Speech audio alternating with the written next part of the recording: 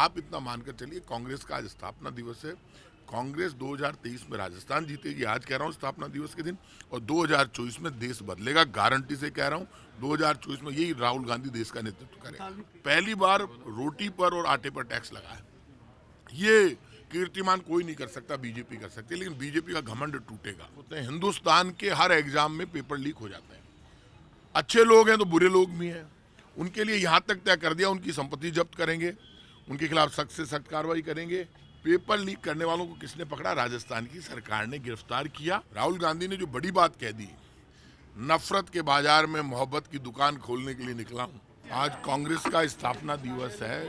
वो कांग्रेस जिसने भारत के मान सम्मान की और आज़ादी की लड़ाई लड़ी, जिसने भारत में जो तिरंगा दिया, जो हमारी आन बान और शान का प्रतीक है, आज उसको हाथ में लेकर हर आदमी गर्व महसूस करता है।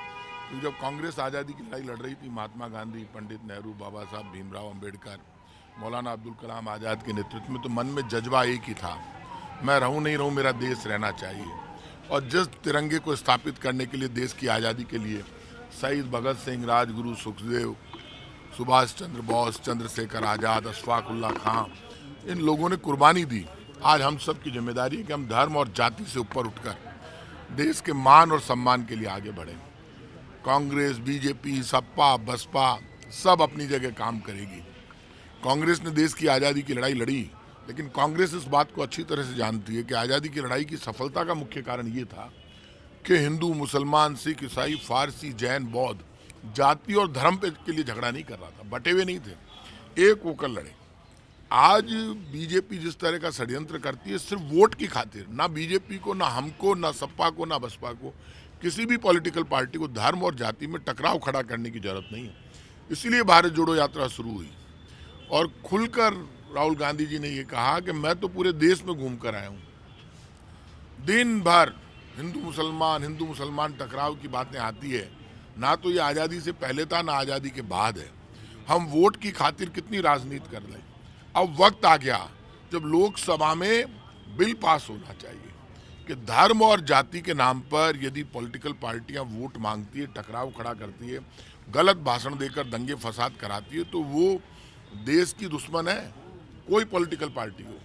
तो ऐसे में बिल पास होने की जरूरत है कि जिस तरह से दल बदल कानून लेकर आए राजीव गांधी जी, उन्होंने कहा पंचायतों को अधिकार दिए राजीव गांधी जी ने, उसी तरह से वक्त आ गया जब अब धर्म और जाति पर टकराव के जो भाषण देते हैं, सोशल मीडिया पे गलत प्रचार करते हैं, झूठ लिखते हैं, ऐसे लोगों के खिलाफ कार्रवाई का वक्त आ गया। आज के दिन एक ही संकल्प होना चाहिए, कांग्रेस स्थापना दिवस के दिन जाति और धर्म से ऊपर उठकर भारत के लिए, तिरंगे को अपना धर्म मानकर आन बान शान के लिए लड़ेंगे मरेंगे, लेकिन भारत में प्यार और प्रेम के साथ आगे बढ़ेंगे देश को मजबूत करने। और ये मैं कह सकता हूँ कि हमारा काम अच्छा है और हमारे काम के आधार पर हम वापस सरकार बनाएंगे। ये बीजेपी की हवा निकल गई। भारत जोड़ो यात्रा में तो पांव रखने के लिए जगह नहीं थी, लाखों लोग सादर, जन आक्रोश यात्रा की तो चोट हो गई, इनके पहिए निकाल के ले गई जनता और इनके रथ गायब हो गए। रथ इसलिए गायब हो गए कि रथ जितने भी थे वो सारे के सारे बाटे पर खड़े हो गए, क्योंकि टायर निकाल के ले गए लोग। अब आप मुझे ये बताइए, जन आक्रोश यात्रा इनकी फेल हो गई। जन आक्रोश है पेट्रोल डीजल की महंगाई के खिलाफ, जन आक्रोश है केंद्र के धोखे के खिलाफ, जन आक्रोश है 15 लाख और अच्छे दिन का वादा करने वालों के खिलाफ, जन आक्रोश है जिन लोगों ने आटे, दाल, चावल, दही, छाछ पर टैक्स लगा दिया। आपको पता है पहली बार हिंदुस्तान में ऐसा हुआ, मैं तो मीडिया के लोगों से कहूंगा, जब 2 बार टैक्स नहीं लगता। आटे पर ले लिया पहले, आटे के बाद पराठा बनाया, बोला 18% और दे, मारेगा क्या काका।